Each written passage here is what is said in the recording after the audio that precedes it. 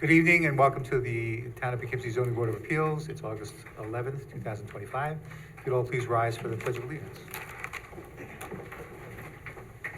Pledge of Allegiance to the flag of the United States of America, to the republic which stands one nation under God, indivisible, with liberty and justice for all.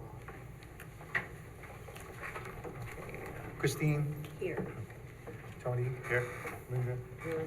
Okay, we do have a quorum tonight, but we are missing a couple of members. Our alternate will be voting. Because we only have 4 members and require a majority of the board to vote to pass or grant any variance, it's going to require an ascension from each member of the board.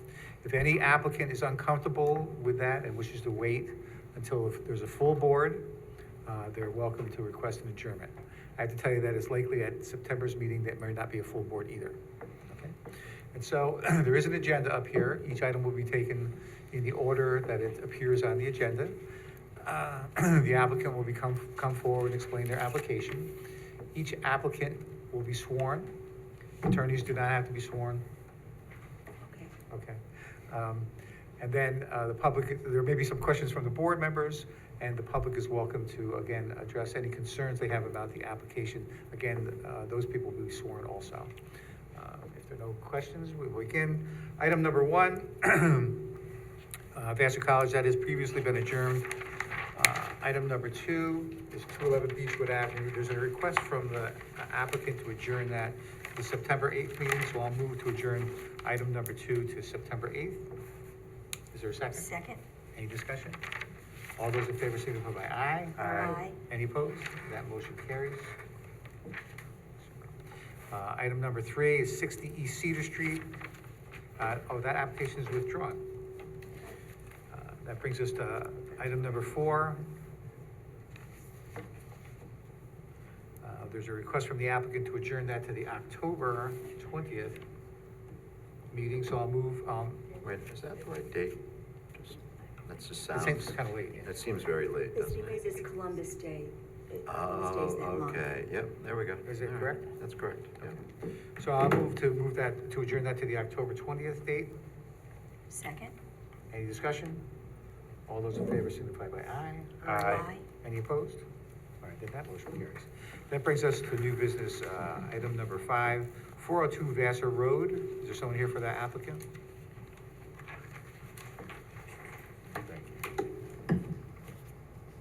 All right, why don't you state your name? Allison Secor. Okay, Ms. Secor, do you swear or affirm that the testimony you're going to provide tonight is true and complete to the best of your knowledge? Yes. Okay, why don't you describe your application? We applied back in March for a building permit to build an addition onto our home. And since then, we've got the engineering plans for it. I provided those, and we were told that, I thought we would be told this in March, but we were told once we got the engineering plans and submitted those, that we need now a variance for how close the addition is going to be to the back of our property line, the backyard. And then we also have a deck in the front yard that side, technically the side needs a variance, but that deck we have a permit for. It got approved. That one is, I think, kind of an after the fact. I'm guessing that we realized there's now a variance needed for that one. And we have a back deck that we had to build because when I was pregnant, I fell on the back stairs and we had to rebuild it. It was just not a good deck at all. It was just a landing and a few stairs, and as soon as my husband saw that I fell on the back stairs, he took it down and built a new deck. Okay, and when was that? That was a couple years ago. You can remember when, but, Yes, it was an instant, yes. okay. And how long has the deck been there? The front and the front? The front deck was, I think, 2024, right? Does it say that there? And then the back deck, we did a little before that. I think we did it like the summer before. So that one was probably more 2023. Okay. And how long have you lived there? Since 2019, January of 2019. And what brought it to your attention that you finally needed to get a variance or permit or? So when we provided our engineering plans, we were told how our house currently is at 28 or 29 feet from the back property line. And we were told how it, since it was already built prior to the codes, I'm guessing, that, that's why the house is fine. But now that our addition is gonna be a little bit closer to the property line, I think it's like 23, 24 feet, that we need that variance because of the 30 feet difference. Okay. Is it fair to say that based upon where the garage is, you're kind of limited about where you can put any addition? Correct. And our front yard, right on Vassar Road there, we don't want anything closer to the road with our kids and stuff, you know, we want, where the house is now is far enough back from the road. We're actually, with it being on Vassar Road, all those houses on top of the road, we're actually a little further back in the property. It's nicer that we're at least far from there, the road. Okay. And the property to the left of your property?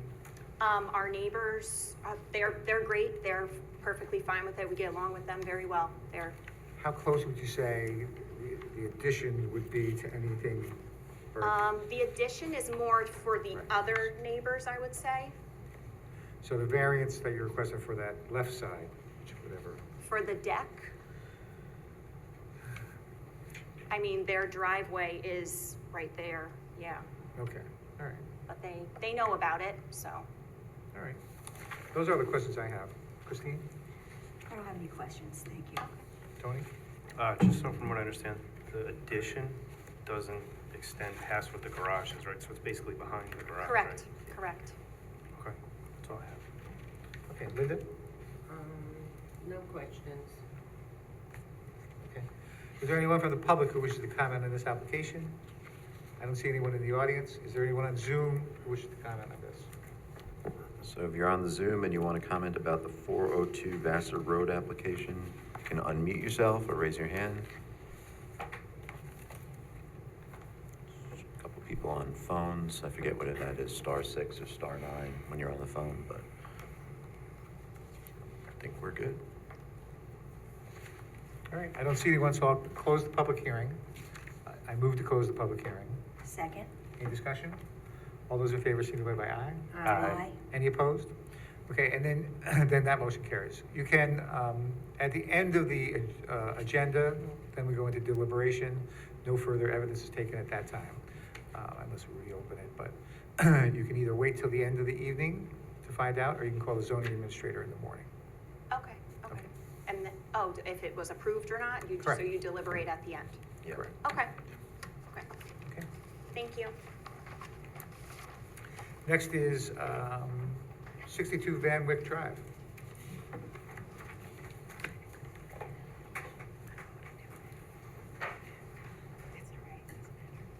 Is there anyone here for 62 Van Wyck Drive? Jillian Foster? All right, I'll second call that one. Then that brings us to Cliffdale Court, Spackenkill Road, Lot 6.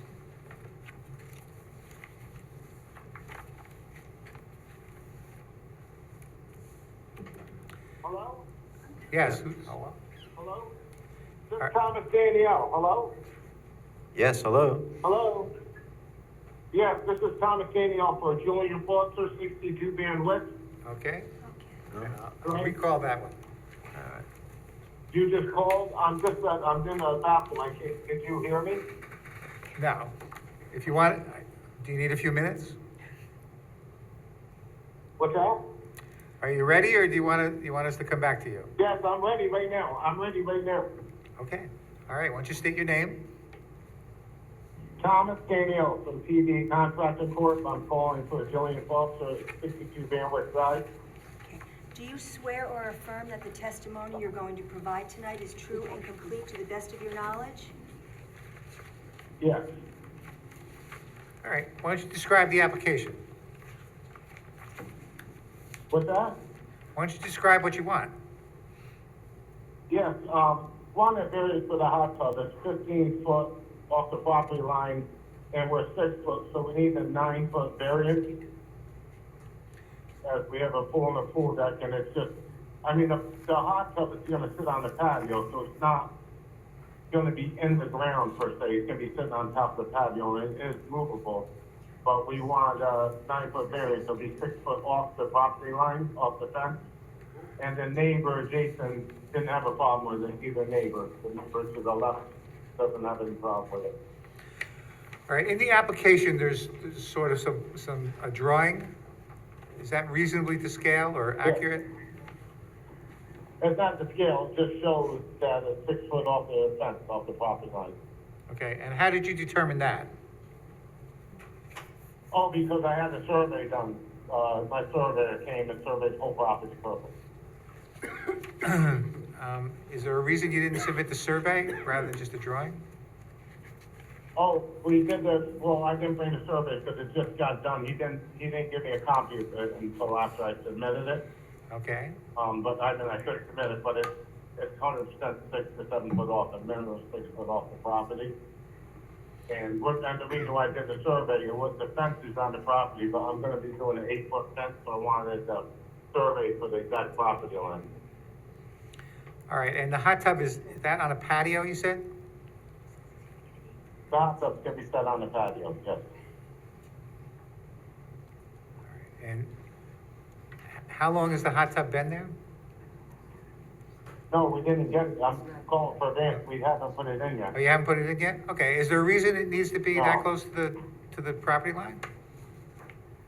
Yes, because the pool deck and the way it's situated, it can't be any closer, there's a pool deck and a shed there, so it didn't impede on them to go any closer. I'm sorry, could you say that again? I couldn't understand what you said. It peed on the pool and the pool deck and there's a shed there. Going closer, it didn't peed on them, on the deck and all that.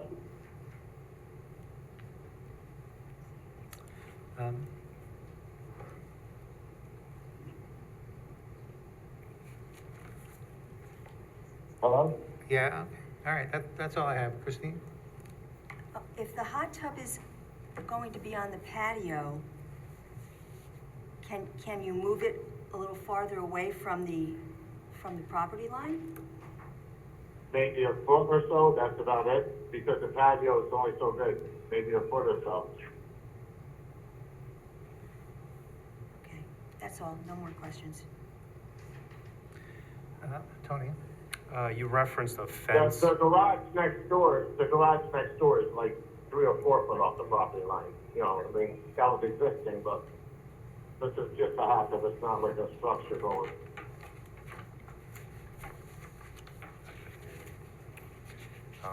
You referenced a fence, is that Hello? gonna be, hello, can you hear me?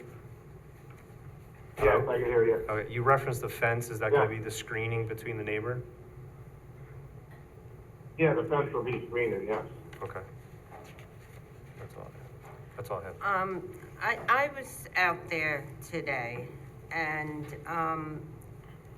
is there any reason that you could not put the hot tub in the rear of the property where you seem to have more room between you and your neighbor? Because the electric was over there, there's no electric back there, I got the electric at the shed right now. So no, back there, we excavated that for the patio, we could, you know, she only had so much money and she wanted it, you know, close to the pool, and to go in the back, it's like another expense for her. Because I see there was a ton of dirt and a big pile Oh, still, back there's there. dirt back there, yeah, but Where and it, it's a hill back there, it's nothing level, it's not level back there at all, you know? oh, because it And- looked like And if if you you, go to yeah, it just appeared that if if you go you to the did that, property you line might, back there, yeah, it just appeared if you did that, you might not need a variance, although I don't know the exact measurements. No. no, I measured it, there's a hill back there, there's an embankment, and it's Okay. all rock, so it would be hard to put it, like, there's no way you get it 15 foot off without hammering out all the rock, all the shale and all that. Okay. So that's it, you know, she's, you know, in her spot, and it's, like I said, it's just a hot tub, it's not like a permanent structure with a foundation, you know. All right, I have nothing further. I appreciate it if you could do it, she's very nice, you know. Well, I tell you, I'd like to see the survey to get a better idea of where everything is.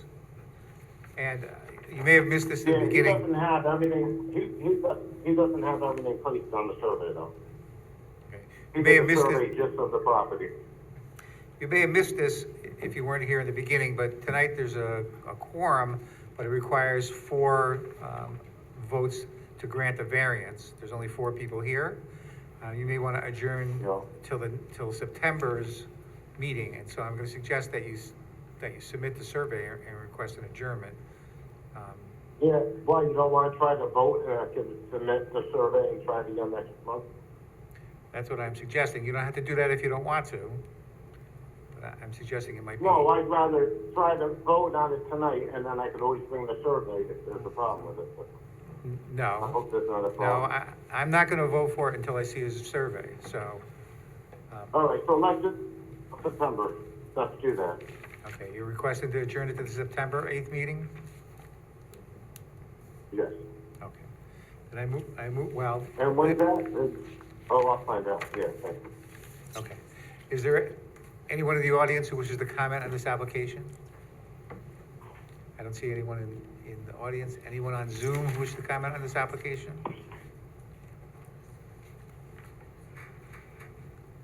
I don't see anyone, so I'll move to adjourn this to the September 8th meeting. Second? Any discussion? All those in favor, signify by aye. Aye. Any opposed? All right, then that motion carries. And you'll be able to submit that survey, sir? Yeah, Okay. thank you. Okay. All right, now that brings us to Cliffdale Court and Spackenkill Road.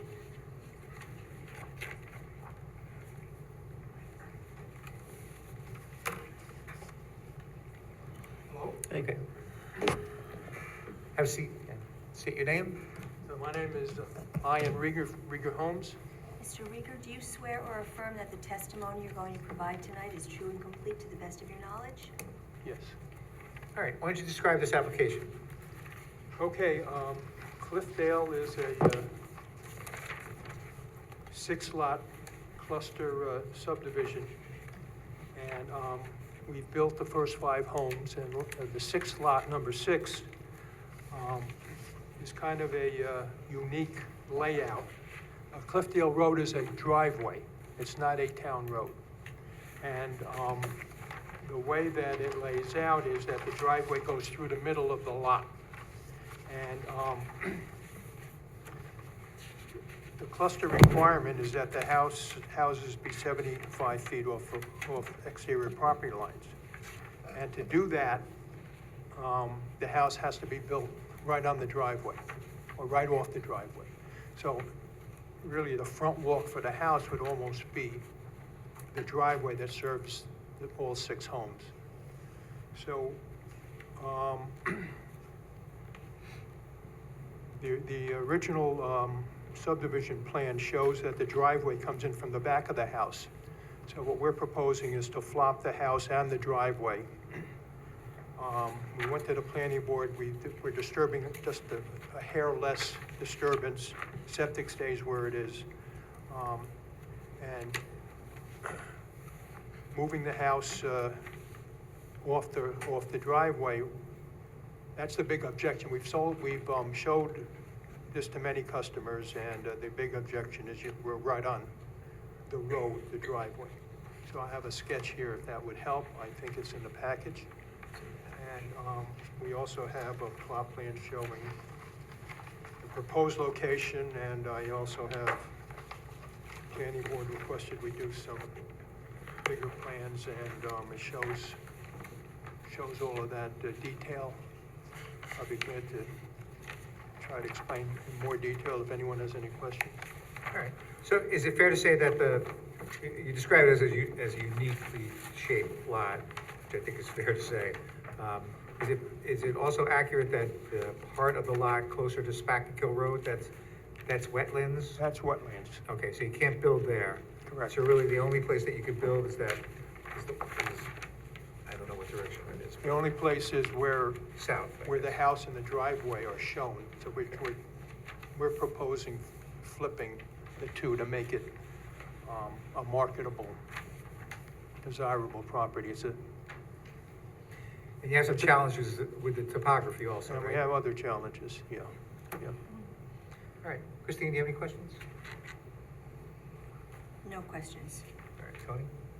Is this accurate? It'll be 20 feet from the driveway, the road, the front of the Pardon me? house? This says it'll be 20 feet from the front of the house from the driveway, is that, Yes, that's all the questions I had. Okay, but the property extends past the driveway, right? So the property is, the variance is more than, it's an area variance to go from 75 feet in the rear to 50 feet in the rear. okay. Linda, you have any questions? No questions. All right. Anyone in the public, in the audience who wishes to comment on this application? I don't see one. Anyone on Zoom who wishes to comment on this application? If you're on Zoom and you want to comment, please unmute yourself, raise your hand. Phone. No. Okay. I don't see anyone, so I'll move to close the public hearing. Second? Any discussion?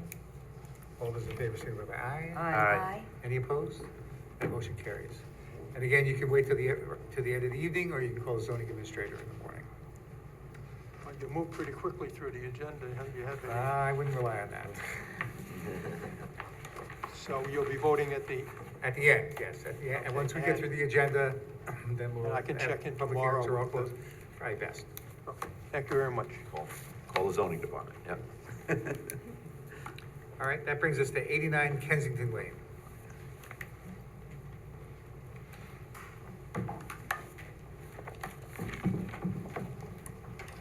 Good evening, members of the Zoning Board of Appeals. Rebecca Volk with my client Ryan Wendell, who is sitting to my left. Right. Just him. Ryan, do you swear or affirm that the testimony you're going to provide tonight is true and complete to the best of your knowledge? Yes. All right, why don't you describe this application? So, this property, received a certificate of occupancy in 2023, and in 2025, the property owner received a notice of violation for having expanded the driveway, and came to my office for assistance with the matter. And the first issue I did was take a look at the existing driveway, which appeared to be 20 feet in width. So that appears that was permitted, particularly with how it was written up by your staff on the agenda, that may have been grandfathered for the Stratford Farms subdivision. But just want to establish that the existing driveway already exceeded the 15 feet by 5 feet.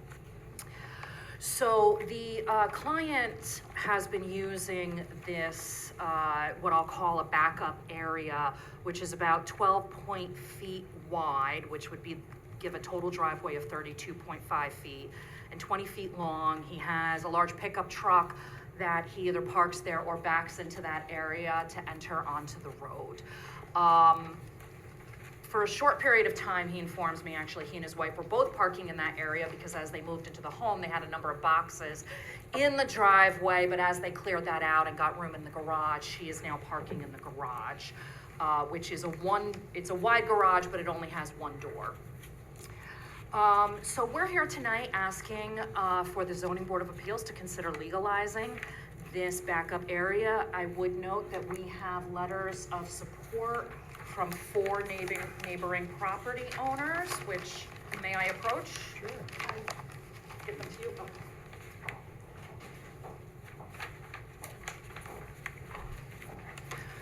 We have letters from the immediate next door neighbor. This backup area is between, I believe, the neighbor's property and 85, or is it 87 next to you? 87. 87. We have a letter of support from that property owner, as well as,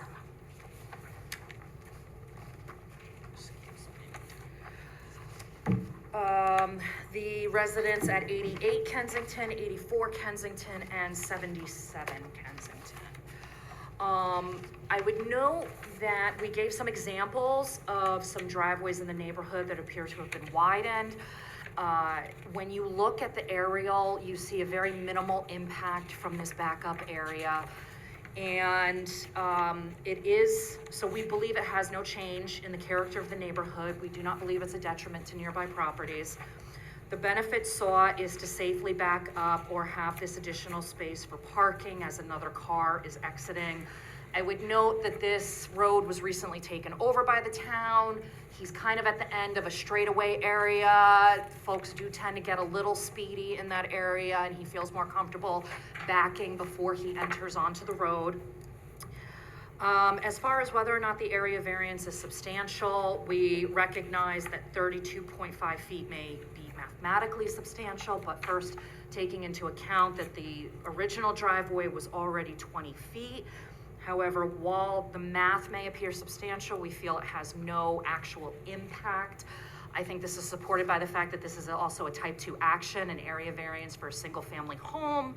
And as to the last criteria, we acknowledge it's self-created, a notice of violation was issued, and we are here to correct that. As you're aware, the zoning board balances those 5 criteria, and we feel 3, if not 4 of them weigh in our favor, and we would ask that you consider granting the variance. Tell me this, how did that area get there? How'd it get there? Was it there when you bought the house, or did you? We had a contractor install it Okay, and when was that? in September of last year.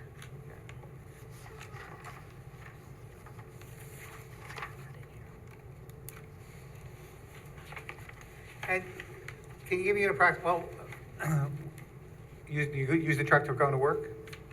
I'm sorry, what was, Use the truck to go to work and, it's my personal vehicle, yes. okay. So what's the traffic like when you want to leave? The traffic, Yeah. so we're the first house on the right in the new subdivision. There's no speed limit sign nor stop sign that comes up there. So that hill, that secondary entrance that comes in, we typically see a lot of vehicles speed up to it into the neighborhood before they slow down going into it. And I have a 3-year-old and a 1-year-old. I'm going to make sure it stays in the yard in the driveway. So in the terms of volume of vehicles, can you describe that? Like, how many? Yeah, how many cars, yeah? Per hour, at the time he leaves in the morning? There's a lot of morning traffic going in and out. Since there's only 2 entrances into the neighborhood, and I believe it's over 300 homes in the neighborhood. So usually in the morning and the evening, you probably see, hard to gauge how many cars an hour go through there, or at least 20, if not more. Okay. And the other car, how does that get out of the driveway? It utilizes that turnaround? So with me being able to back into that space, my wife was able to get in and out of the garage with my truck being out of the way or parked off to the side. Does she back onto Kensington when she leaves, or does She backs into the spot also.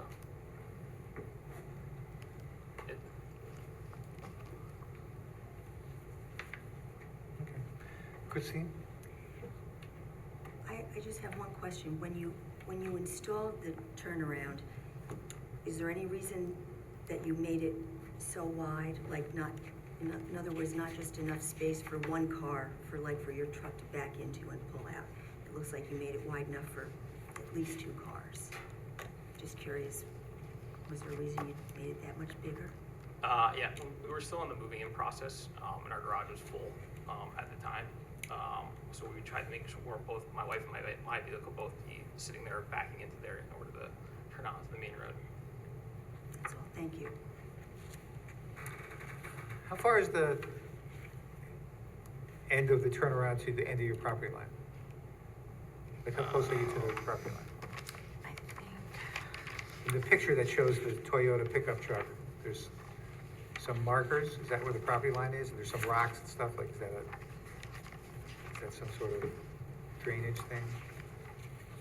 There's like an electrical box between the 2 properties there. Okay, all right. So is that where your property line is? Yes, that's separates me and my neighbor in half, correct? according to the survey that was provided with the CO, it looks like there was 29.6 feet to the corner of the house. So if this goes out additional 12.5, there should be about 17 feet remaining to the property line.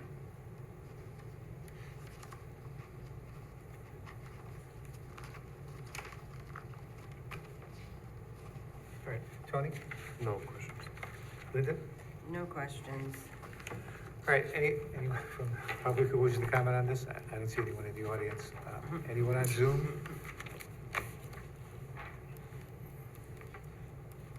Okay, I don't see anyone on Zoom. And actually, I want to remind you again that it would require 4 affirmative votes to grant your variance. You may wish to request an adjournment to get the full board. So, can I just have one moment?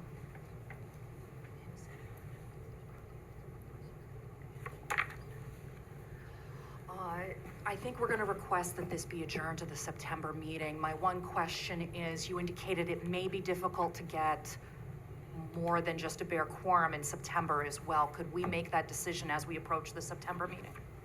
Okay, thank Okay. you. All right, then I'll move to adjourn this at the applicant's request, September 8th. Second? Any discussion? All those in favor, signify by aye. Aye. Any opposed? And these will be made a part of the record. And it's up to you, but unless you have some additional information, it's not necessary for council to show up.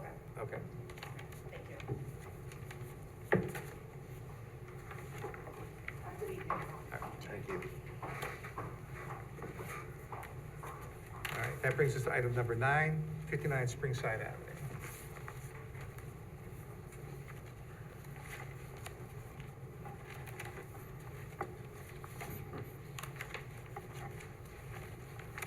Is there anyone here for 59 Springside Avenue?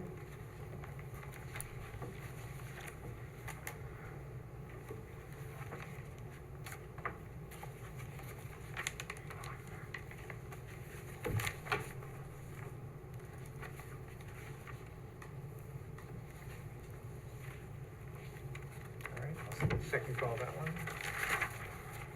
And then 900 Dutchess Turnpike.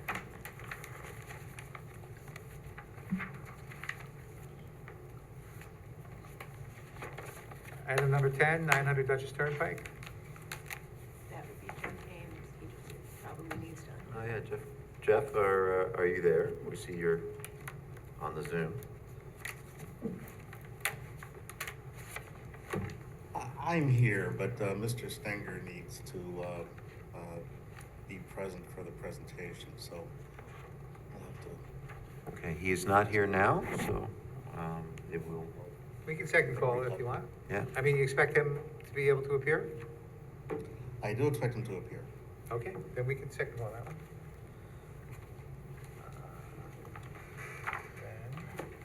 Then, about 9 LaGrange Avenue.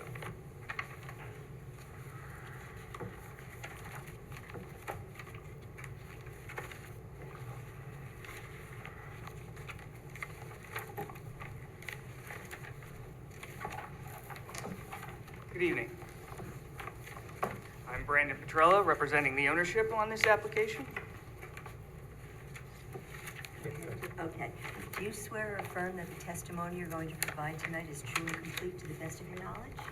I do. Okay. What happened? I don't know. I have to assume somebody did something with an offset. So we had an original boundary survey.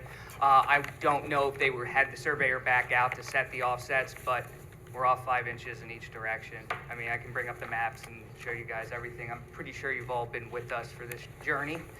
So it was about 8 months ago, I guess I was here in October for the 2 stories. So we got that. It's been constructed. Hopefully you've been out there, you've seen it. I think it turned out great. It looks nice, yeah. Yeah. So unfortunately, we have to come back here with a little bit of an ask of forgiveness. Okay. You can't move it? I tried, I really pushed, but they built it really well. It does look very good. All right, Christine, you have any questions? No questions. Oh, no questions. Linda? No questions. Anyone from the audience? Anyone on Zoom who wishes to comment on this application, 9 LaGrange Avenue? All right, I don't see anyone. So I'll move to close the public hearing. Second? Any discussion? All those in favor signify by aye. Aye. That motion carries. And again, you can wait till the end of the evening or call in the morning. Thank you, everybody. Have a wonderful evening.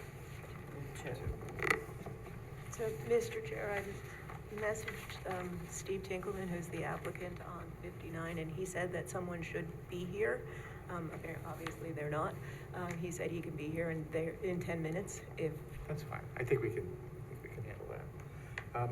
Why don't we take care of the other business, the lead agency request? Planning board is requesting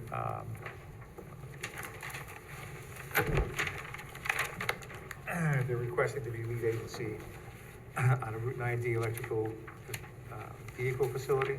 Anybody have any concerns about that? All right, then I move that we accept, or we allow, or agree that planning board is lead agency on this application. I believe consent. Consent? We consent? You consent. All right, then, we consent or object? Okay, so we consent to its designation as lead agency for the secret review of this action. Second. Okay, any discussion? All those in favor, signify by aye. Aye. Any opposed? Then that motion carries 4-0. And then, I'm gonna move that we adjourn for 10 minutes and come back at 6:45. Okay, Second? second. Any discussion? All those in favor, signify by aye. Aye. Any opposed? All right, that motion carries.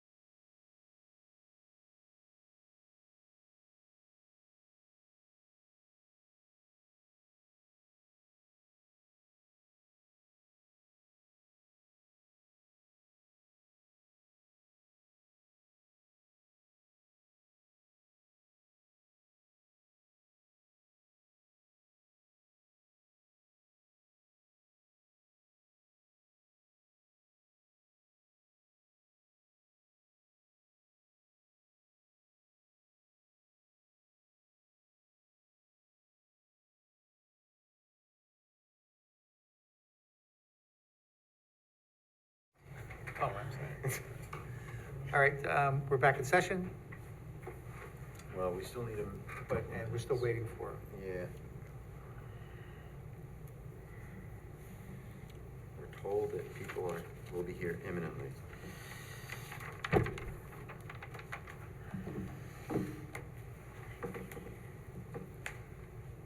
Mike, what's going on with Chick-fil-A?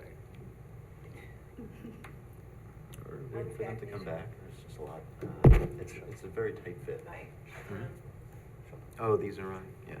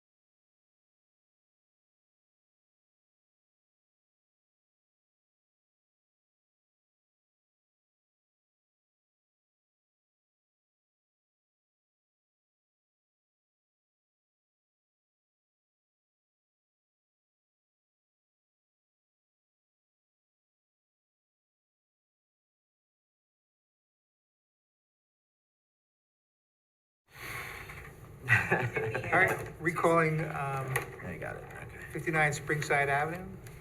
Someone here for that application? All right, why don't you state your names? Tinkleman Architecture. Wayne Hibbert, Tinkleman Architecture. Do you swear or affirm that the testimony you're going to provide tonight is true and complete to the best of your knowledge? Yes, I do. Yes. All right, why don't you describe your application?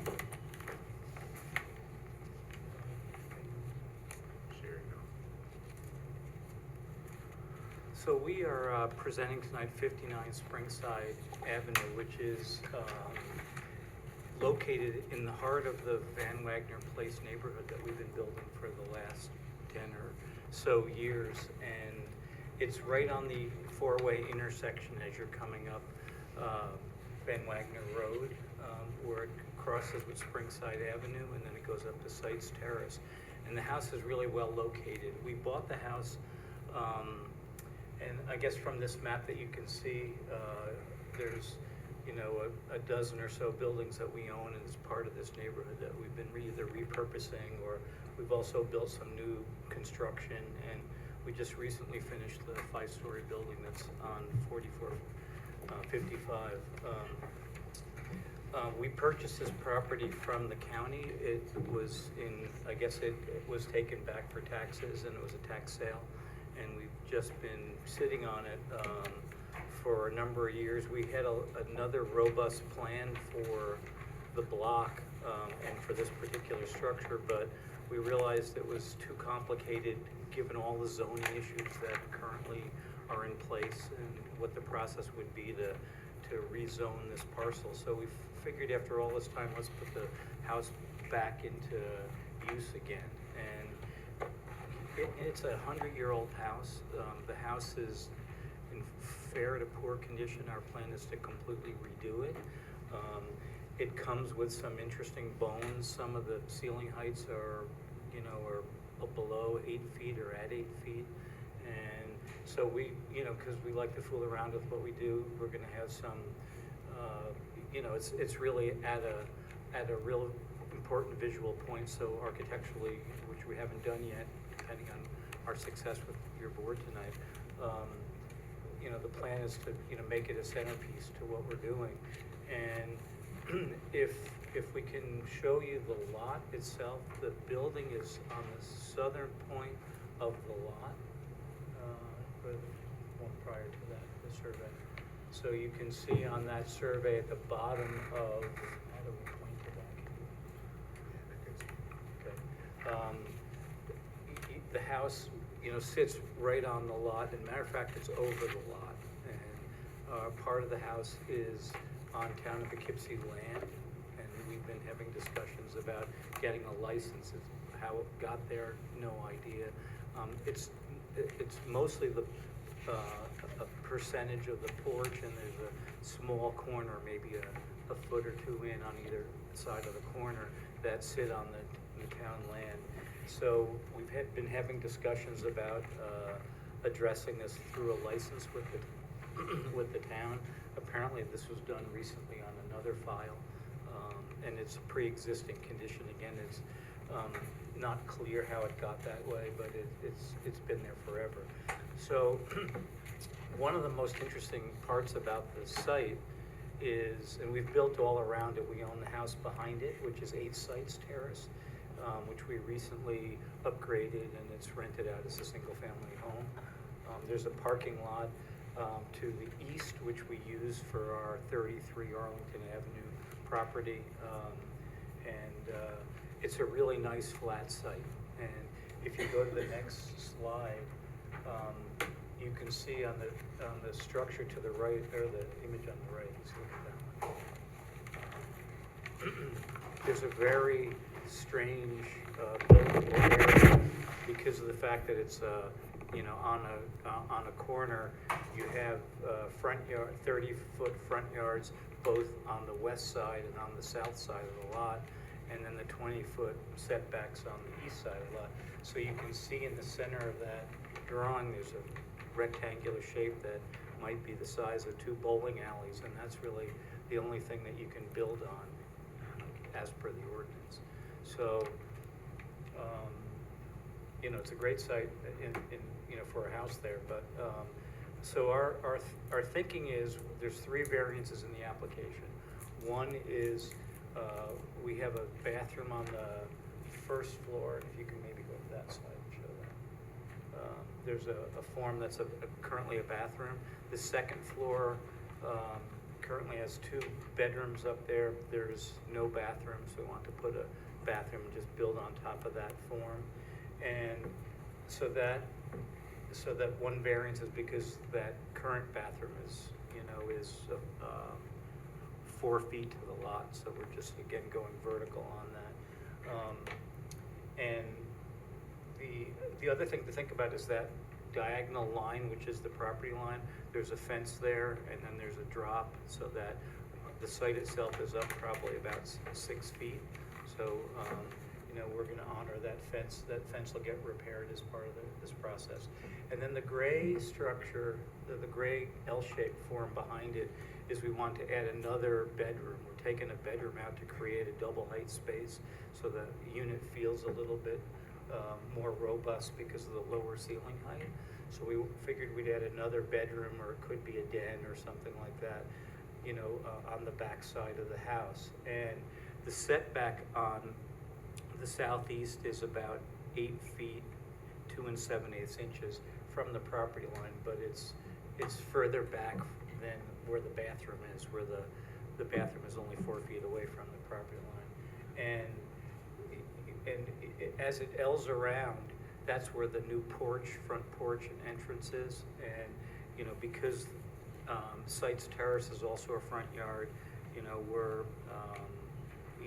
gonna need a variance there. But again, you can see it's set back from where the house is really right on the property line.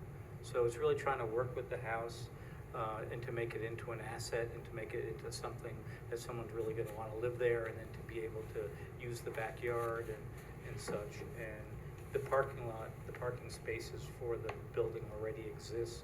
It's not on it's on the, you know, where Dwayne is showing you, it's on the upper part of the site, and there's a sidewalk that takes you to the front door there.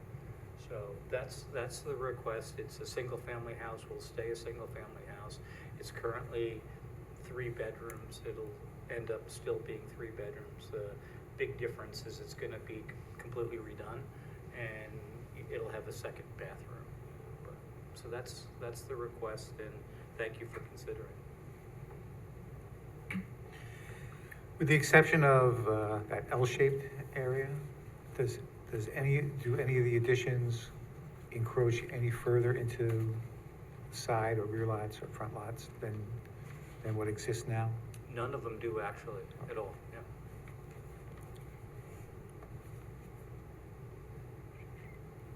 Okay, that's all I have. Christine? No questions. Tony? No questions. Linda? No questions. All right, anyone from the audience who wishes to comment on this? And if you'd unshare your screen, we can see if there's anyone on Zoom.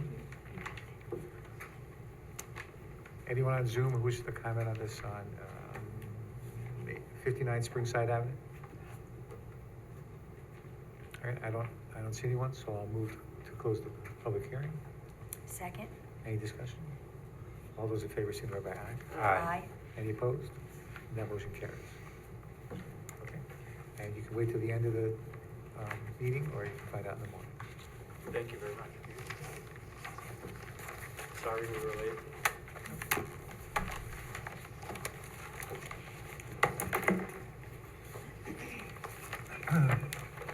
Okay, that brings us to 900 Dutchess Turnpike.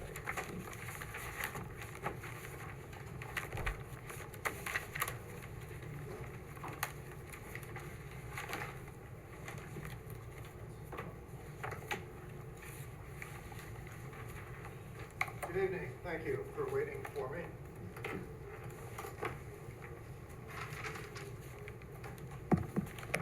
My name is Kenneth M. Stenger.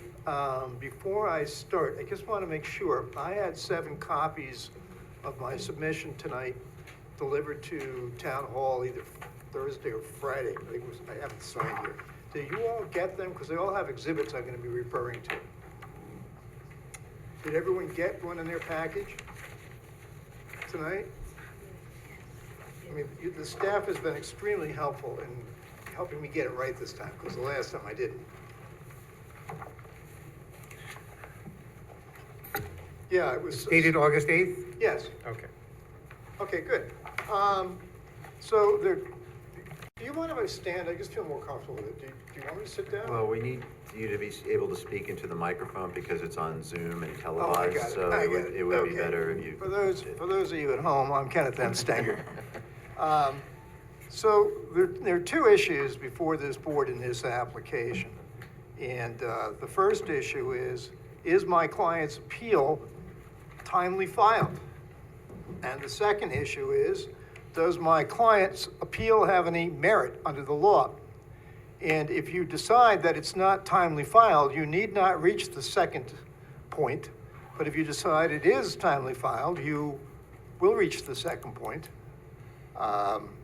So we're going to break it down into 2 pieces. And I guess if there are questions, I'll stop at the end of one. And if there are questions, you can ask them then. We can move on to the next one. So let me tell you about how you make a lawyer nervous. If you want to give a lawyer a heart attack, tell him that he's missed a statute of limitations.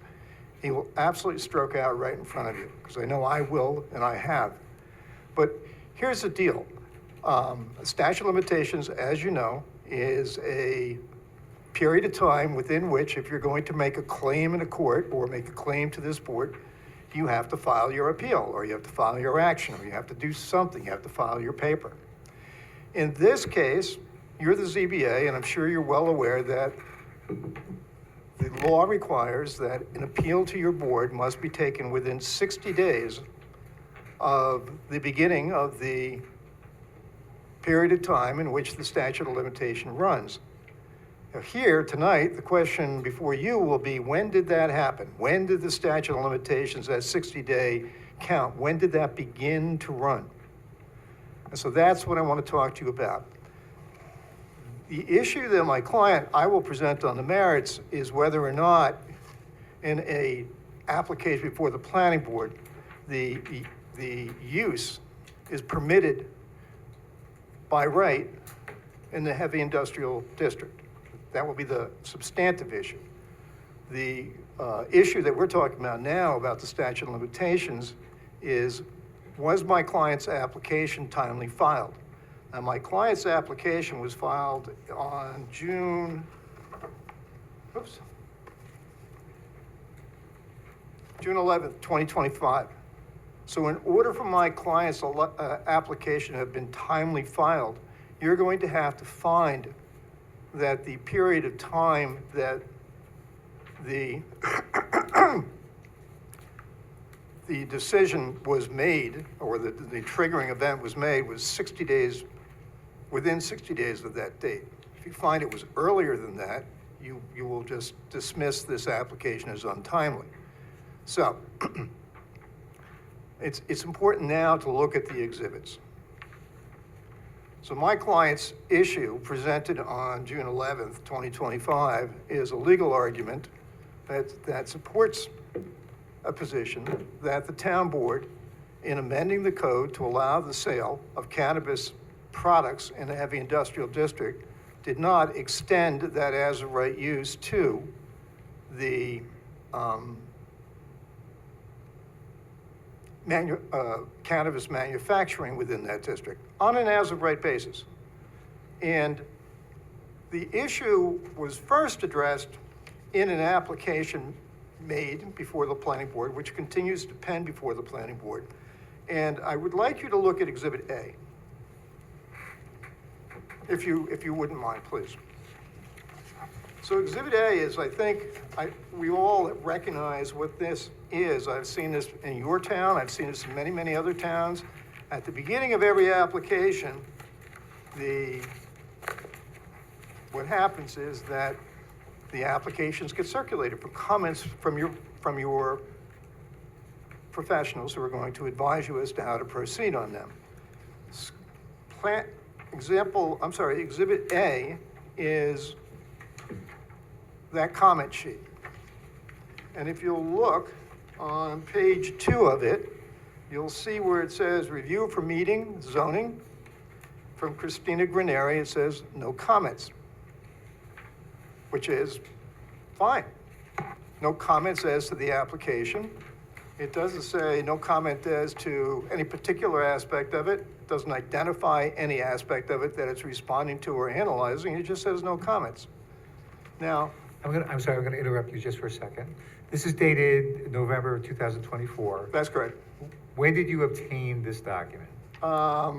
This document was in the possession of my client well before the 60-day period that we've discussed. Okay. So, and again, when I say you, I mean you, your client, or any prior counsel. Correct. Okay. Now, I came in, fortunately for me, I came in after this controversy was brewing. But let's assume, for the sake of this conversation, that the document you see in Exhibit A was, let's just assume that it was served on my client. I don't think it was, but I can tell you this, that my client, through prior counsel, made inquiry on this topic to the zoning administrators in the town of Poughkeepsie, Ms. Graneri, who is very responsive. When I write a letter and ask for an opinion, I get it very quickly. And this is Exhibit C.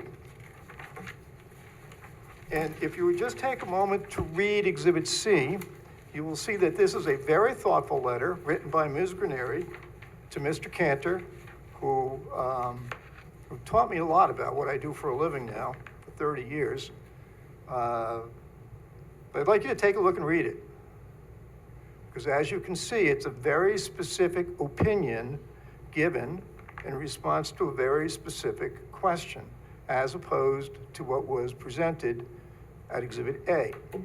So, just make sure I'm clear, is this the date that that you think starts the clock? That's correct. Okay. So let's say that that's true. I'm sorry? Let's say we agree that that would start a clock. We do. Let's say that. Now, 60 days from that puts you beyond June 11th, 2025, and then the application is timely filed. Okay. And if you go with the earlier date, the application is not timely filed. Can you tell me a date that your client or prior counsel, had notice of the issue? I'm sorry? Could you tell me a date that that your client, you and prior counsel agree, that's the date that you first had notice of this issue? Yeah, I can tell you, but I'd have to refer to the town code and the New York State town code to tell you when that happened, because those statutes actually define the date for us. So. No. When you became aware, not any legal. When I personally came aware of this. Your client or prior counsel became aware of the issue. Became aware of the issue, Yeah. or became aware of the decision? Because being aware of the issue is not dispositive of the inquiry. It's Well, when answer you the first became one aware first, of where the you issue. became of the issue. Yeah. So when I We'll became start aware of the issue? with the issue. Okay. Until there was this response on April 30, 2025, there was absolutely no document from the town or from the zoning administrator who is charged with making these interpretations that specifically addressed this issue. The document, which is at Exhibit A, which says no comments, has been advanced by the zoning administrator as the first date that she said that she took this position. But if you allow me to point you to two statutes, a statute and a body of law, which is very important for you to consider. The statute is New York State Town Law 267A5A. Now, 267A5A says specifically that the 60-day period does not start until such time as a dispositive opinion is filed in the office of the clerk. I can read it to you, but it's in the brief. There's more to that statute, though, isn't there? No, there is, and I want to get to that in a second. But I wanted you to please. The statute itself is quoted at length at page 2. I'm sorry, not page 2. At page 3 of my letter to you. Now, we foiled the zoning department, and neither the April 30th, 25 document had been filed, where the law requires to be filed, and nor was the document described at Exhibit A. And when did you submit that FOIL request? I don't have a copy of it with me, but I know I have it at my office. It was FOIL sent to the zoning department. Yeah, but when? If we're mistaken, if my young lawyer has made a mistake in reporting this to me, it would be very easy for you to find that out. And if you come back and say, we looked at it and they made a mistake, that's an entirely different question. I'm more than willing to address that. But what we know at this point is that it was not. I am not saying to you that any process is not subject to human mistake. No, I'm not suggesting that. I just want to know the date that you submitted a FOIL request Oh, for the documents. I did, but I don't have a copy of the FOIL in here. I may have it as part of my application, but I doubt it. Mr. Chair, there was a issue of the- FOIL request submitted on Monday, the 4th of this week. Okay. Is that the first FOIL request you made for documents? Dan Ravo in my office made them. I did not make them. There were several made here, but I cannot tell you the date. There was a prior FOIL request made. I don't recall the subject of that one, but the recent one was seeking confirmation of the filing date, I think that, which has not yet been responded to. as I understand that, that was correct, because he came to me and said, you know, I said we should have this, it's coming up, because he helped me put together this package, so. So now is your argument that no decision was ever filed, and so the clock never No, started? that's not what I'm standing on. What I'm saying is that there's two parts to this.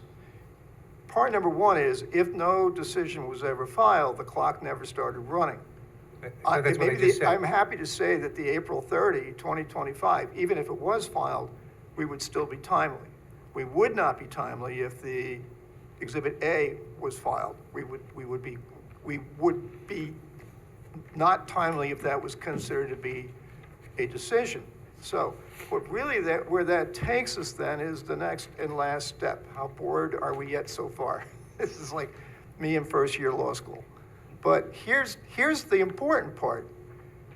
The whole purpose of this file, this in a specific location at a certain time, is to give actual or constructive notice to a disappointed person who wishes to bring an appeal to you. Because under certain conditions, if there is actual or constructive notice, then the failure to file something in the clerk's office becomes redundant. In other words, if I'm here in front of you one night, or I'm here someplace and there's a vote that takes place and I am aware of it, then maybe an argument can be made to a judge, I knew about it all the time, and all I did was sit on my rights too long. Because I have an obligation to act on notice. In that regard, in November of 2024, counsel for your client appeared and raised the issue of the permissible use for this project.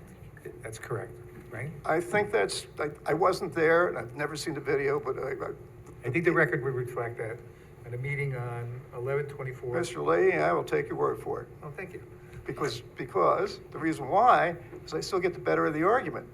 Because unless you can look at Exhibit A and tell me exactly what it is that any comment was made, it doesn't serve as constructive notice. You have to be able to look at the document and be able to say when you look at it, I know the context in which this opinion is given. I know why it was given. I know what the issue is that it speaks to. If this said, if you read Exhibit A, the only thing it says is no comment.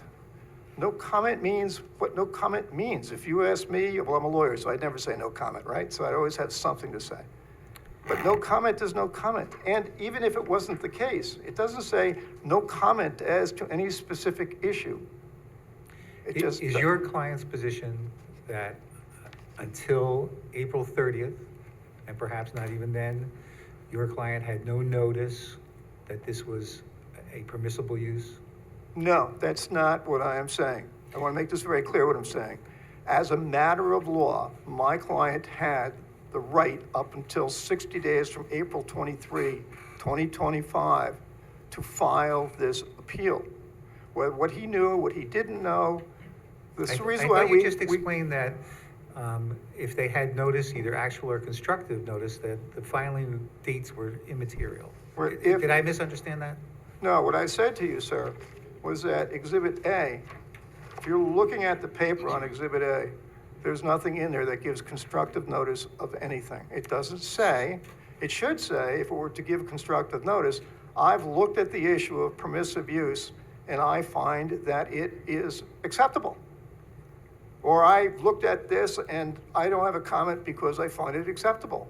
You have to look at the document for what the document says. It's the only record that doesn't require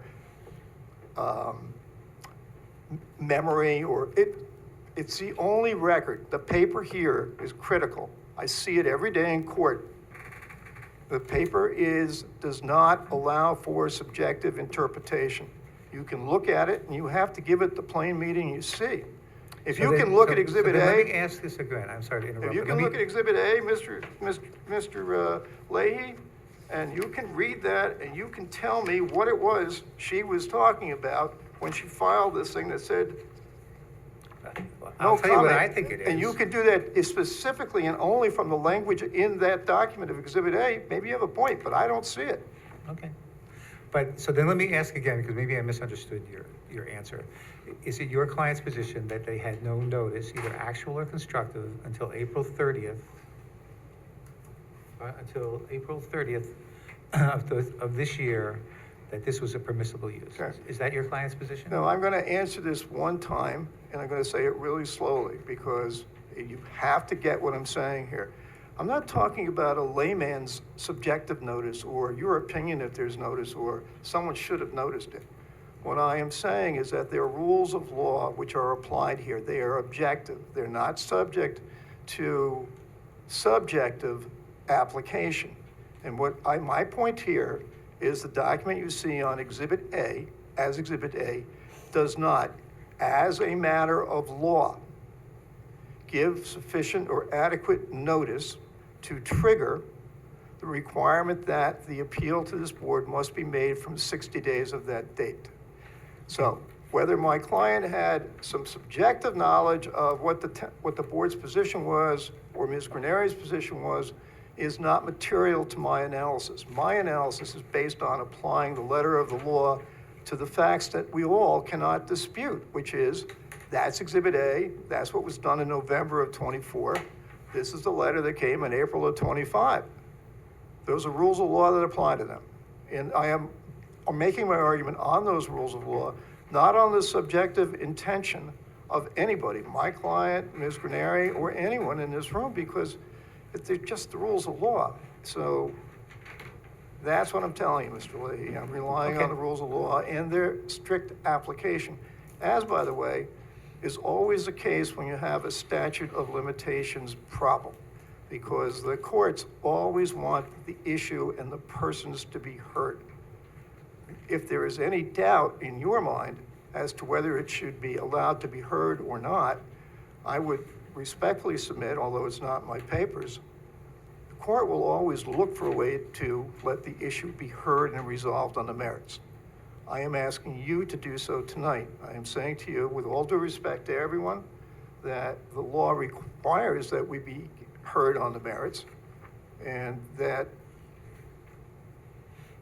if you have a doubt as to whether it should be heard on the merits or not, the law will ask you to please resolve that doubt in favor of being heard on the merits, so you can determine the merits. In that regard, unless you have anything more to say about that, I'd like to I've move on talked to the enough. second.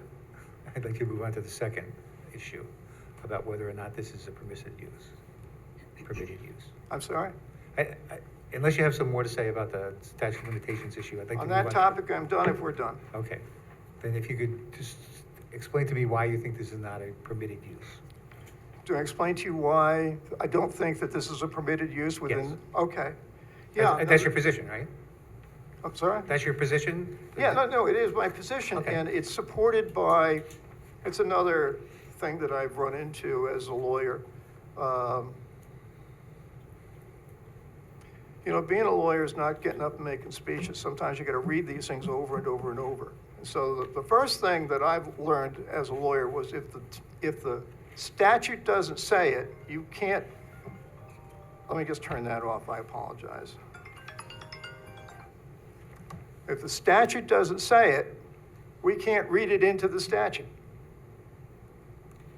We're just not allowed to. And I'll tell you, there's a million of cases when I want to be able to read something into the statute. Well, it says it's like A, B, C, and D. How about E and F? But no, if it doesn't say E and F, it's not allowed into the statute. So first place you have to look is the statute. And so I would ask you to take a look, if you would please, at Exhibit G.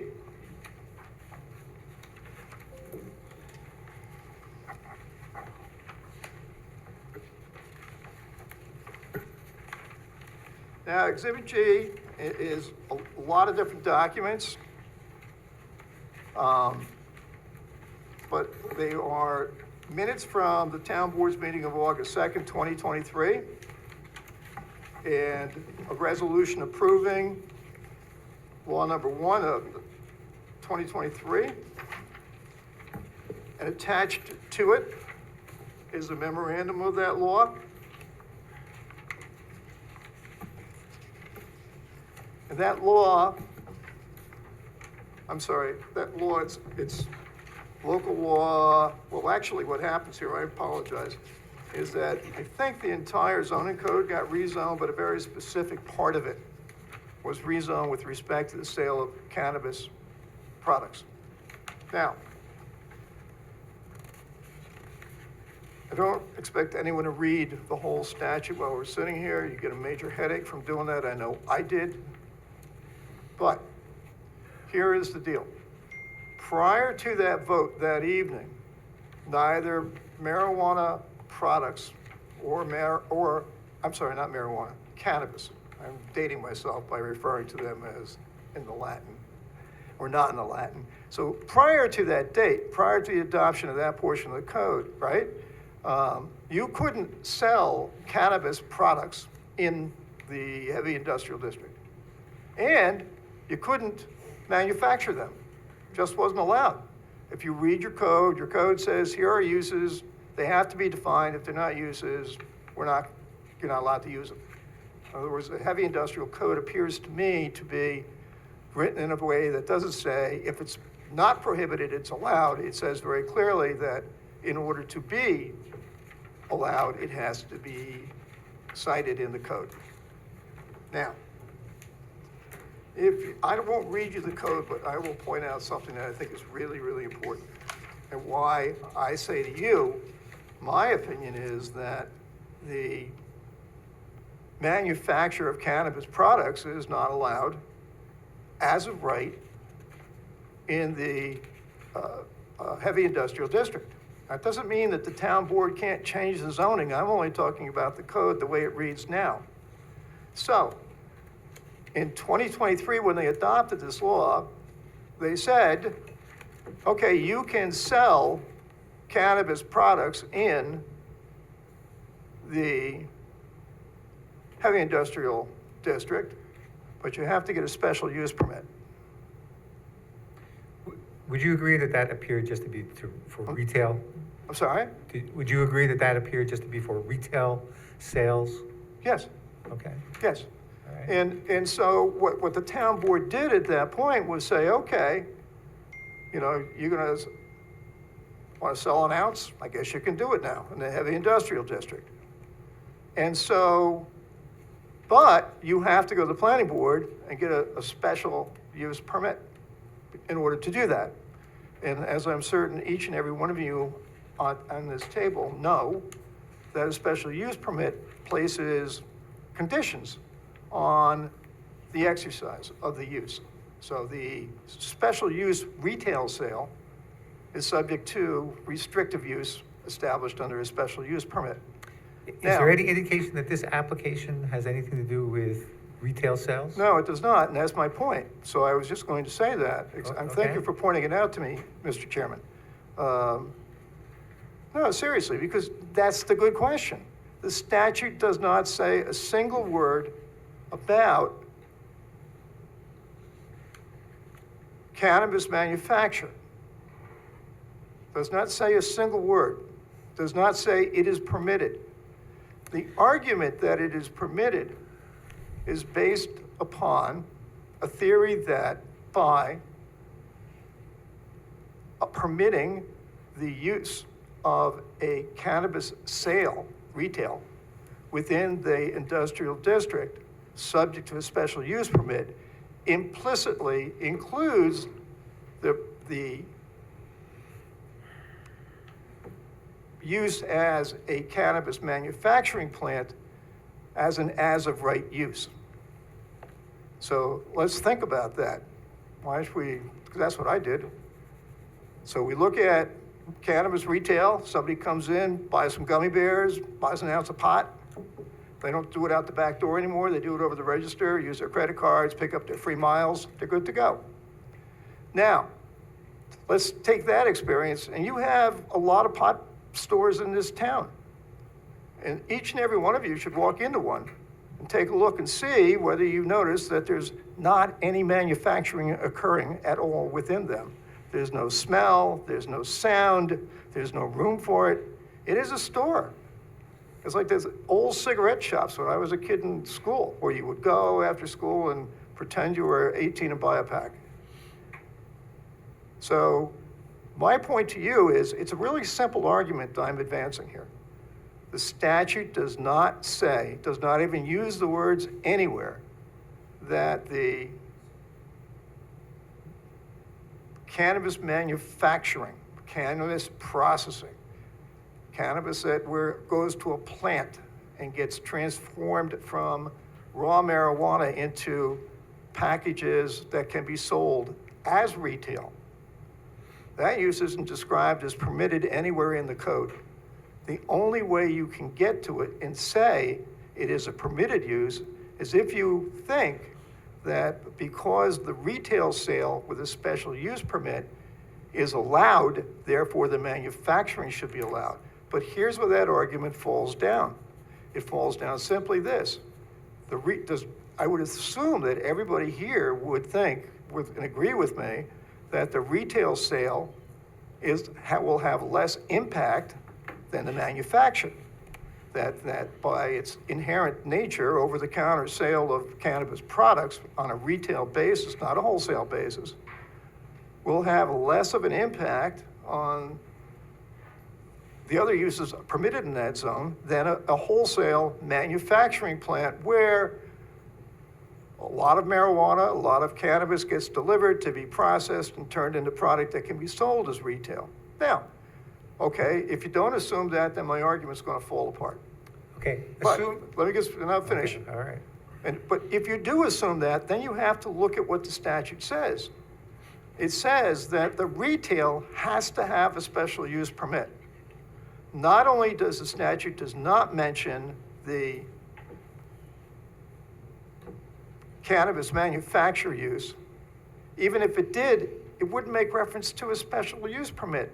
Why would the town of Poughkeepsie Town Board create a law that would allow a use with far more impact than the retail use not have at the very least, the same conditions of approval with the special use permit than the retail use does? And that's the problem, ladies and gentlemen. That's what I see. That's what I see as the reason why this use is not implicitly permitted within that statute. That's my argument. Doesn't Okay. mean you have to like it, but it is my argument. I think it's got some weight to it. All right. I'm going to refer you to a statute, 21040 B11. It should be, I think it's probably 1040B11. 21040 B11. Okay, I don't have the code in front of me. All I have is what I submitted to you. Oh, thanks. So what it says is, okay.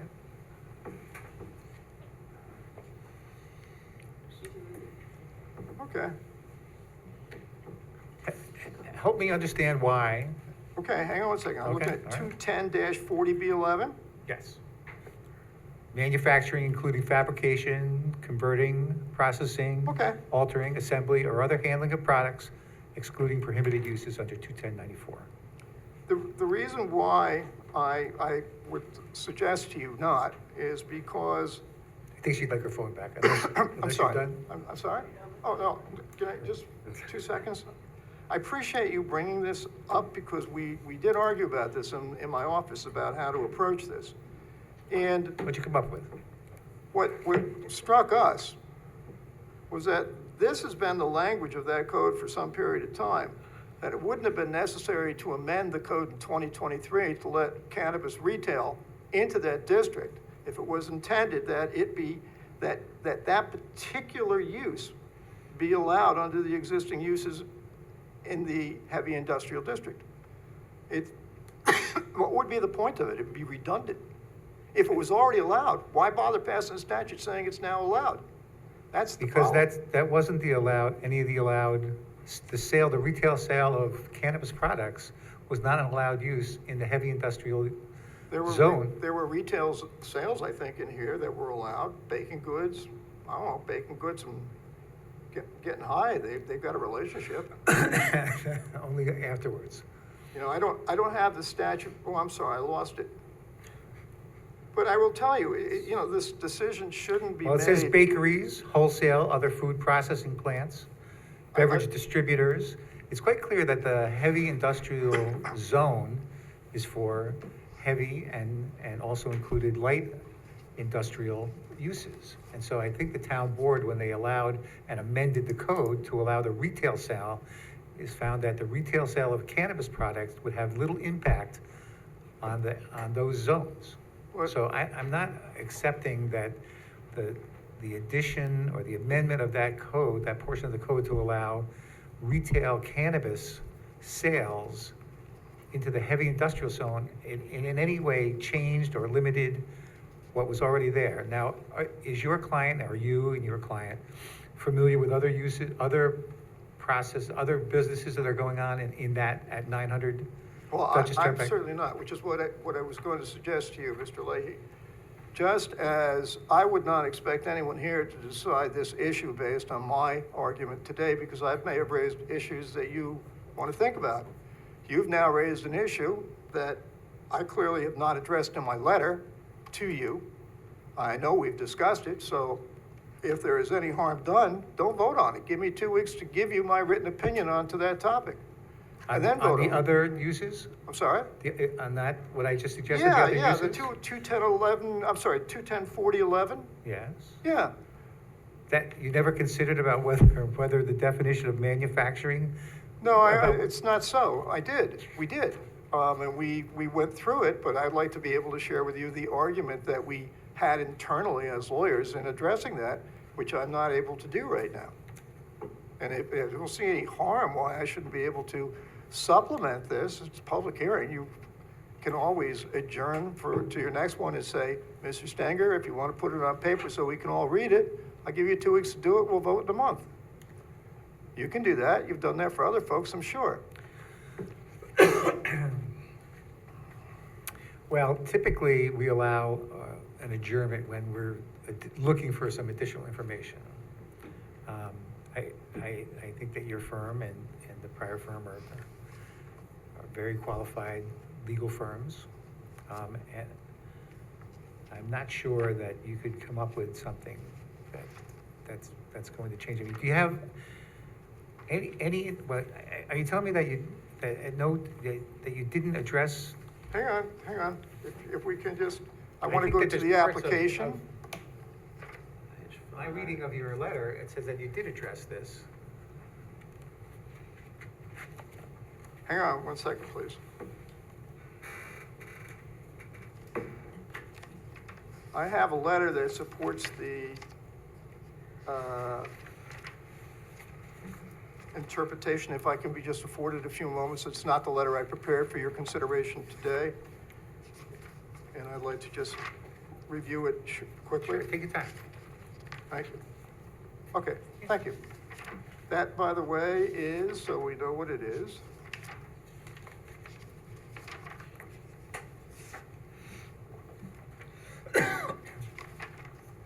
Exhibit D.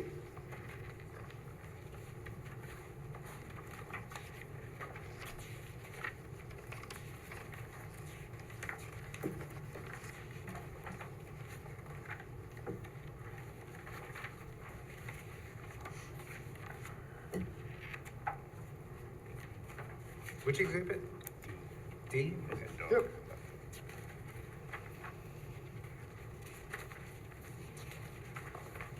Yeah, I see what we saw anyway, and I would refer you to it. And again, it may be something that you would like to adjourn, so you might consider it further. I'm more than willing to afford you that adjournment. But if you read it, it's Town of Poughkeepsie zoning code 210-13F. I don't have the whole code in front of me. I don't think I'm reading this out of context. But I'll read it out loud. Following the effective date of this chapter, any use not identified or listed as a permitted use in the district on which a proposed or existing building or lot is located shall be deemed prohibited. Right. That's what we see. We see that and we say, I don't see it anywhere where it says cannabis manufacturing is allowed in this district. It doesn't say that. It also doesn't say that plastic manufacturing is allowed, just like another place at 900 Dutchess Turnpike. I'm sorry, Mr. Leahy? There's another, There's another, in 900 Dutchess Turnpike, there's a plastic manufacturing plant. That's not specifically listed, but it fits under the penumbrum of the code. I can't speak to any other use in the town, and I don't wish to because I just think this is a very good legal argument. Okay. And I think that, the code, my gut is always, if it's not written out specifically as permitted, and you get language that says it's not, then you'd have to be able to make the argument that, I think, if we go down this road, that cannabis manufacturing is substantively the same as other uses in that district that are already permitted. And I can't say that I've done a survey of all the uses in that district. All I did was read the statute. And it would be helpful if the statute said, here's the reason why, for me, it would be helpful. In 23, the board says, okay, you can sell retail pot here. They could have also said, and you can process it and manufacture it. They didn't. Right. That's a big deal. Let me just ask you this. You, your client, and prior counsel have been to the planning board meetings. Do you have a good understanding of what this application is about? Well, I've not been to the planning board nor read their reports because came into this case solely for the purpose of looking at the zoning issue. I do, in that context, I haven't been to the planning board meeting, but I will be going to them and now handling the whole thing. Is it fair to say that your clients are aware of what? Yeah. No, they know what's gonna happen there. There's also another issue, which is the standard statute, which before you can say anything is permitted, you have to determine that it meets the standards of that statute. And that's, I think that we can agree that that's a planning board issue. yeah, no, I think that is. Okay. I agree with you. All right, then I don't want to get confused. No, I don't want to confuse the two. Okay. But, as lawyers, that's what we do for a living, right? I know that, yeah. But, no, I think, the performance standards were not considered by the zoning administrator. I think there's an argument that the application of the performance standards to any use is part of the purview of the planning board. I agree. But I go back to this. The planning board could have just said, fine, cannabis retail, cannabis manufacturing. I'm not the planning board, the town board. They did not. Okay.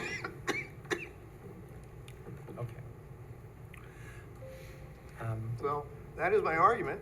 Okay. If you want to hear more, you have to just give me more time, but I think I've said all I can say. I hope I didn't offend anybody in the process. I don't think so. Okay. All right then, does anyone have any questions? It's on for public hearing too, just.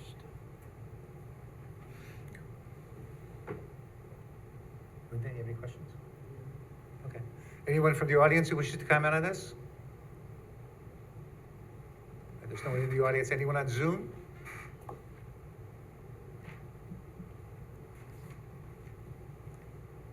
Okay, I don't see anyone. Then I'll move to close, unless someone wants an adjournment to have further argument, I would move to close the public hearing. Second? Any If discussion? anybody needs to hear any specific or read any specific arguments I've made tonight, I'm more than willing to do that. Wouldn't be the first time I stood in front of a judge who says, Counselor, I'd like to see that in writing. There's particular points of interest to me. It happens. This is pretty complex stuff we're talking about here tonight. And if there's anything I can do to help anyone of your board satisfy any questions I may have raised that I didn't answer, just let me know. I'm happy to try and do my best to do so. Okay. Then all those in favor of closing the public hearing? Aye? Aye. Are there any opposed? The motion carries. Thank you. You can stay for the deliberation, or you can find out tomorrow. Are you gonna go decide and come back out? I'll wait. We're gonna do it in front of everybody. Deliberations are done in a public meeting.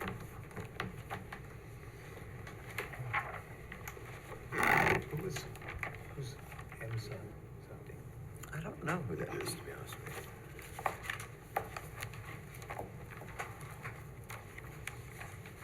take them in the order that they. Yeah.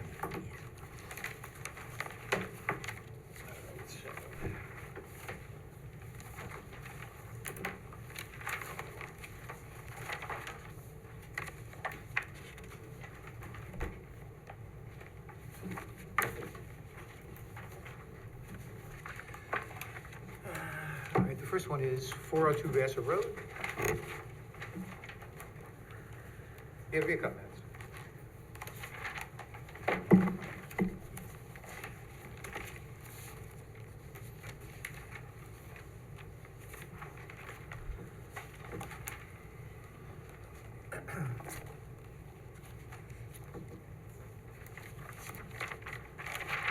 All right, so this is a request. They're proposing an addition to be located 23.5 feet from, to the rear property line, requiring a variance of 6.5 feet. They constructed a deck without a building permit, 24 feet from the rear property line, requiring a variance of 6 feet. They built a deck 14.5 feet to the side property line, requiring an additional variance of 5.5 feet. Did anybody have any problem with this one? No. All right, then let me offer these findings.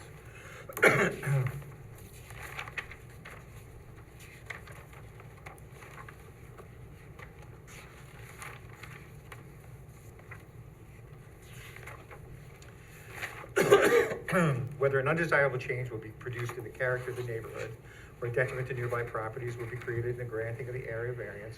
It's similar to other other residents in the area. And should not be a real detriment. Whether the benefits sought by the applicant can be achieved by some method feasible for the applicant to pursue other than area variance, based upon the size and placement of the size of the lot and the placement of the original dwelling and the frame and the garage, it's really impossible to put it anywhere else and get what the applicant desires. And whether the area variance is substantial, mathematically perhaps, but I think the impact is kind of minimized by what's already there. And whether the proposed variance will have an adverse effect or impact on the physical or environmental conditions. There's no evidence of that, and all this is self-created. That's not a reason to deny the application, and I would offer those findings. Christine, can you make a motion? Yes. I move that the board approve the request for an area variance set forth in item number 5. This decision is based on a review of the application, testimony of the applicant, testimony offered in the public hearing, and results of site visits by board members. In approving this variance, the board adopts the findings as set forth by the chair. So moved. Second. All right, any discussion? All those in favor, signify by aye. Aye. Are there any opposed? Then that motion carries. That brings us to item number 7, Cliffdale Court. Does anybody have any issues with this one? No. Okay. Then let me offer these findings. Whether an undesirable change will be produced in the character of the neighborhood or detriment to nearby properties will be created by, I'm sorry? Is there a staff? I'm sorry, not a staff report for this one? Not for Okay, this one. sorry. But thank you, though. Will be reduced in the character of the neighborhood or a detriment to nearby properties will be created by the granting of the area variance. This is consistent with the community. It's a single-family neighborhood, and so it's similar to that. Where the benefits sought by the applicant can be achieved by some method feasible for the applicant to pursue other than an area variance. This is an oddly shaped lot. A significant portion of it is wetlands, and really the only place to build is the area that requires a variance. And whether it's substantial, again, well, mathematically, it is, but it doesn't seem to have much of an impact on the area. And whether the proposed variance will have an adverse effect or impact on the physical and environmental conditions, there's no evidence of that. And while this was self-created, that's not a reason to deny the application. And I would offer those findings.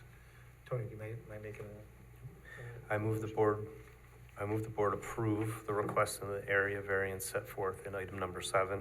This decision is based by a review of the application, testimony of the applicant, testimony offered in public hearing, and results of site visits by board members. In approving this variance, the board adopts the findings set forth by the chair. So moved. Second? All right, any discussion? All those in favor signify by aye. Aye. Any opposed? And that motion carries. Number 8 has been adjourned. Next brings us to 59 Springside. I think there is a staff report on this. And the only, the staff is, I think is in general agreement with it, just concerned that there be a condition that the applicant, if the variances are granted, the applicant gives a license for encroaching into the right of way from the town. So, did anybody have any concerns about this one? I think it's a pretty good reuse of the property, and it's gonna stay as a single use, a single family residence now. It's gonna stay that way. I think it'll be an improvement for the area. So, Linda, do you mind making a motion? Okay, we are on Springside. Number 9. Excuse me, yes, item 9. I move that the board approve an area variance for, excuse me, set forth in item 9. The decision is based on a review of the application, testimony of the applicant, testimony in the public hearing,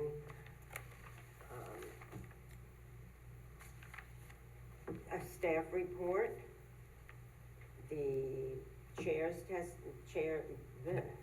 recommendations, and the results of site visits by board members. In approving this variance, the board adopts the findings as set forth by the chair and in the staff report. So moved.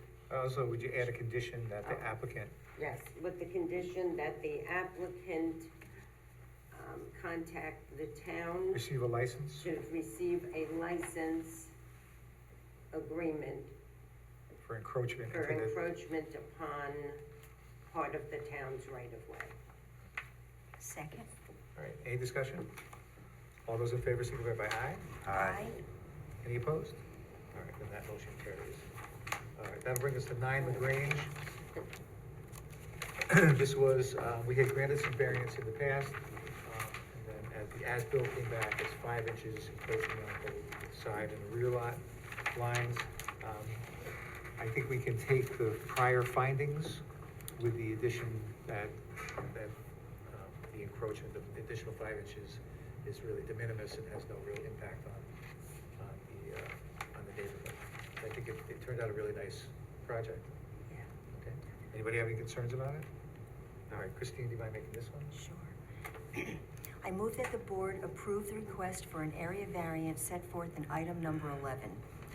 This decision is based on a review of the application, testimony of the applicant, testimony offered in the public hearing, and results of site visits by board members. In approving this variance, the board adopts the findings as set forth by the chair in the previous, Application. application. Just say the staff readopts. Or the staff I mean, the board readopts its prior findings with the added note that the current changes are de minimis. Okay. So move. Second. Any discussion? All those in favor signify by aye. Aye. Any opposed? Okay, then that motion carries. All right. Is there any need for us to speak with our attorney prior to voting on item number 10? Is there any need to discuss any legal issues with our counsel? No, I think so. You would like to? I think so. Okay. All right, then I think I move to adjourn to go into executive session, to have a consult with our counsel regarding a legal matter. Is there a second? Second? Any discussion? All those in favor signify by aye. Aye. Any opposed? All right, then that motion carries. Well, I don't think it'll be long.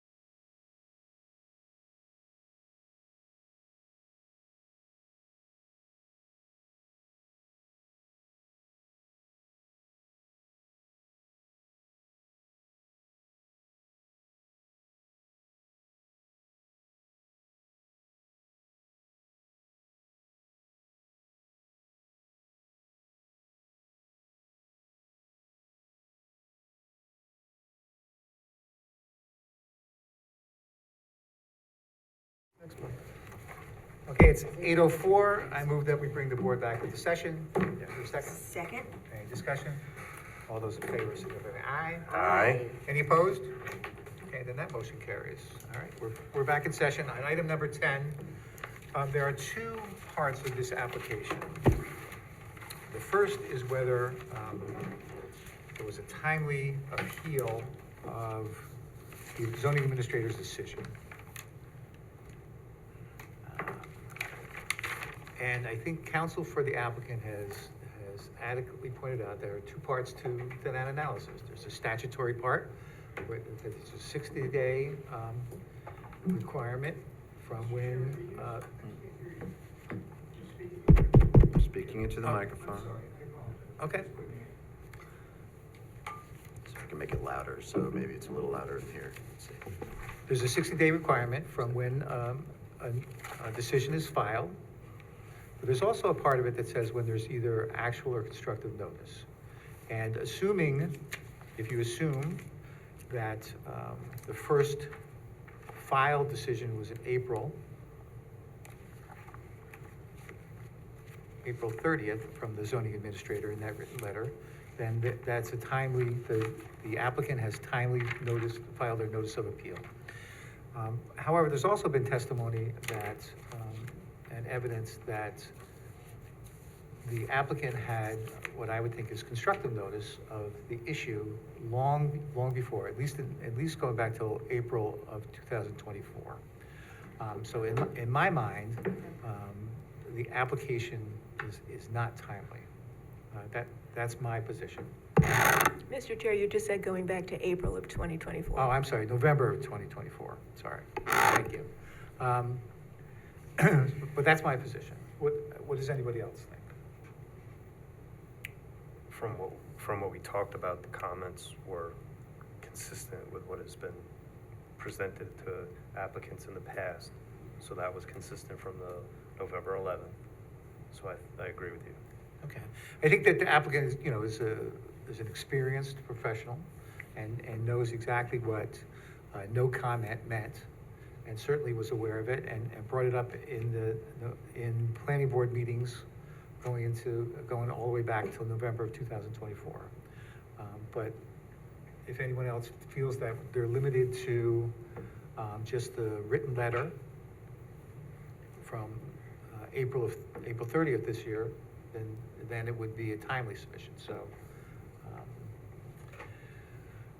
I'll make a motion that regarding item number 10, that the applicant made an untimely submission or request for an appeal based upon actual or constructive notice of the issue more than 60 days from the notice of appeal. Is there a second to that? Second. All right, is there any discussion on that? And again, because we only have 4 members here, anything less than 4 votes would defeat the motion. So, and it doesn't matter to me one way or the other. So all those in favor signify by aye. Aye. Are there any opposed? All right, then that motion carries to find that the notice of appeal was untimely. But that'll bring us to the second part, which I think we can decide also, about whether the zoning administrator's decision, her determination that this is a permitted use was correct. The applicant has made some arguments that because it's not specifically, if I understand the applicant's position, that because it was not a cannabis production or producing or distribution is not specifically authorized in the zone, that it's not permitted based upon another section of the town law. I think that the evidence shows that the cannabis production application or project fits within the definition of a heavy industrial zone based upon